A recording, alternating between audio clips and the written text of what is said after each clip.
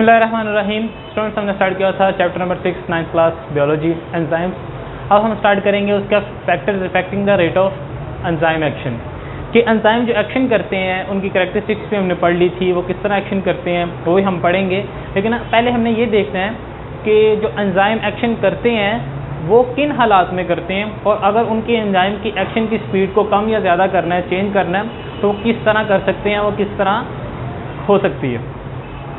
Factors affecting the rate of enzyme action, के enzyme action किस तरह हो रहा है और उसके ऊपर कौन कौन से फैक्टर्स आ रहे हैं। सबसे पहले टेम्परेचर। तो कोई भी एंजाइम को अपना प्रॉपर एक्शन करवाने के लिए, कोई बायोकेमिकल प्रोसेस करवाने के लिए उसको क्या चीज़ चाहिए होती है? टेम्परेचर चाहिए होती है। टेम्परेचर चाहिए होता है। जैसे जैसे टेम्परेचर राइज होता है किसी भी प्लेस के अंदर जहाँ पर एंजाइम एक्ट कर रहा है, तो क्या होगा, जैसे जैसे टेम्परेचर इंक्रीज़ होता जाएगा, इंक्रीज़ होते होते वो उसके साथ साथ केमिकल एक्शन भी इंक्रीज़ होता जाएगा। जैसे जैसे केमिकल एक्शन इंक्रीज़ होगा टेम्परेचर के साथ साथ वैसे केमिकल एक्शन भी इंक्रीज़ होता जाएगा।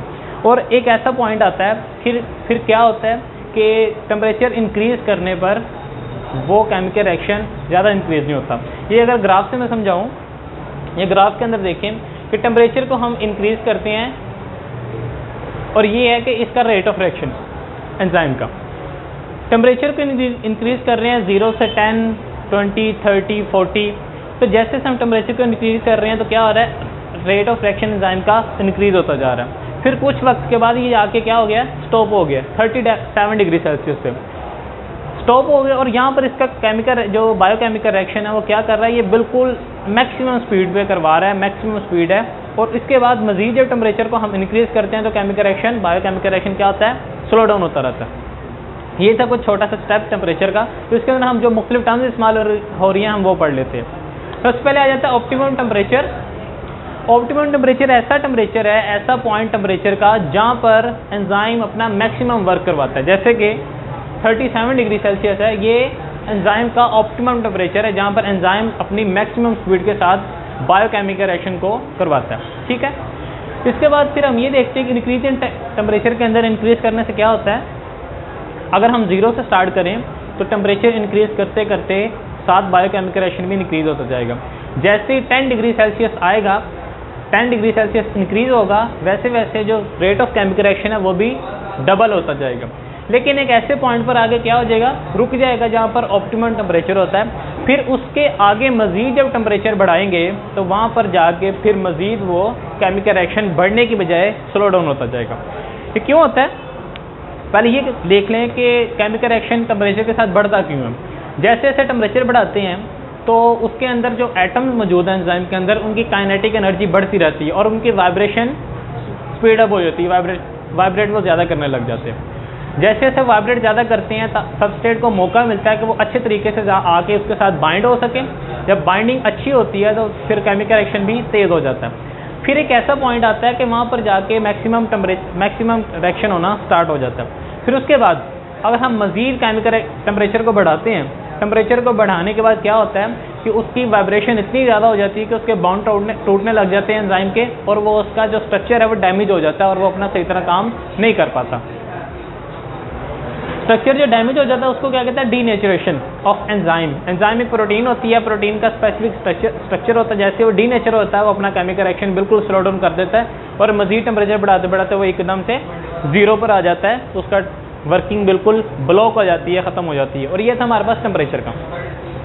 इसके वजह दूसरा फैक्टर है वो सबस्ट्रेट कंसंट्रेशन, कि एंजाइम हमारे पास मौजूद है, उसके अंदर क्या करें हम, एंजाइम के अंदर हम सबस्ट्रेट की कंसंट्रेशन इंक्रीज़ कर दें।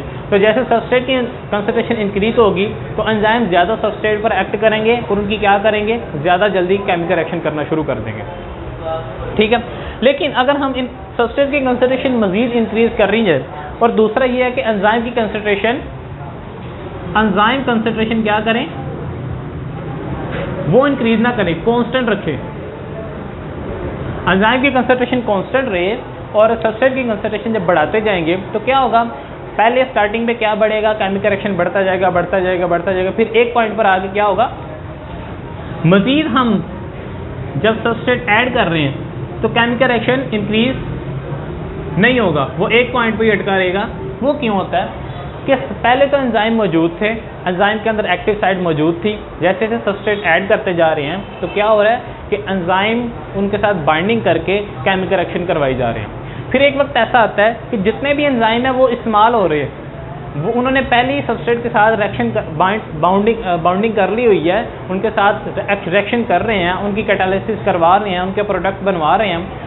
इस पॉइंट पर जाके अगर 100 एंजाइम हैं और 100 सबस्ट्रेट हम उसके साथ ऐड कर दें और केमिकल रिएक्शन होना शुरू हो जाए, होने के बाद जब हम मज़ीद सबस्ट्रेट ऐड करेंगे तो तब केमिकल रिएक्शन इंक्रीज़ नहीं होगा, तब केमिकल रिएक्शन सेम ही रहेगा और उसकी स्पीड चेंज नहीं होगी, बिल्कुल कांस्टेंट स्टेट जाता रहेगा।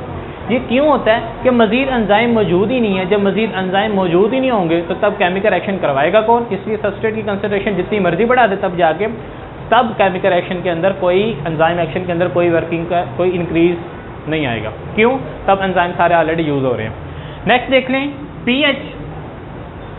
पीएच के अंदर क्या है कि पीएच भी एक टेम्परेचर की तरह ही है कि हर एंजाइम को एक ख़ास पीएच की ज़रूरत होती है, वो उसी ख़ास पीएच के ऊपर बहुत मैक्सिमम के साथ वर्किंग करती है और उसको क्या कहते हैं? Optimum pH. ऐसी पीएच जिस पॉइंट पे जाके हर अपना एंजाइम कोई अपना एक्शन बहुत स्पीड के साथ करता है, मैक्सिमम स्पीड के साथ करता है, उसको क्या कहते हैं? Optimum pH. यहाँ पर भी इस तरह होता है कि अगर स्लाइड चेंज आएगा, थोड़ी सी पीएच कम कर दें या थोड़ी सी पीएच बढ़ा दें तो फिर क्या होता है कि एंजाइम एक्शन अपना कम कर देता है, कम करते करते वो ख़त्म कर देता है। जैसे ये है कि यहाँ पर ऑप्टिमम पीएच है, यहाँ पर सारा जो एंजाइम एक्शन कर रहा है बहुत हाई लेवल पे कर रहा है, मैक्सिमम कर रहा है। अगर हम इससे पीछे आएंगे,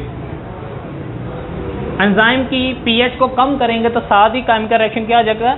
आहिस्ता आना स्लो डाउन होना शुरू हो जाएगा और आगे जीरो पर आ जाएगा एक।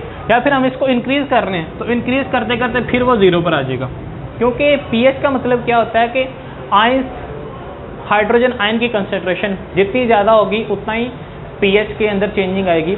हाइड्रोजन आयन की कंसंट्रेशन के अंदर चेंजिंग करेंगे तो पीएच के अंदर चेंजिंग आएगी। जब पीएच के अंदर चेंजिंग आएगी तो जो हाइड्रोजन आयन के अंदर कम या ज़्यादा हुए हैं, हाइड्रोजन पॉजिटिव आयंस, वो एंजाइम के साथ जाके एक्ट करेंगे, रिएक्शन करेंगे और उनको आयोनाइज कर देंगे, उनसे इलेक्ट्रॉन लेकर उनको आयोनाइज कर देंगे। तो फिर क्या होगा? तब जाके एंजाइम का जो नेचर है, एंजाइम का जो स्ट्रक्चर है वो डीनेचर हो जाएगा, वो ख़राब हो जाएगा। जैसे ही वो स्ट्रक्चर ख़राब होगा वो अपना रिएक्शन एक्शन करना छोड़ देंगे और इस तरह उनका जो वर्किंग है वो ज़ीरो पर आ जाएगी। ये था हमारा फैक्टर्स के कौन कौन से फैक्टर्स किस तरह वर्किंग कर रहे हैं, इसके मुतालिक मुकम्मल हो गया। मज़ीद इसके मुतालिक आप लोगों ने कोई क्वेश्चन पूछना हो तो आप कमेंट करके पूछ सकते हैं। शुक्रिया।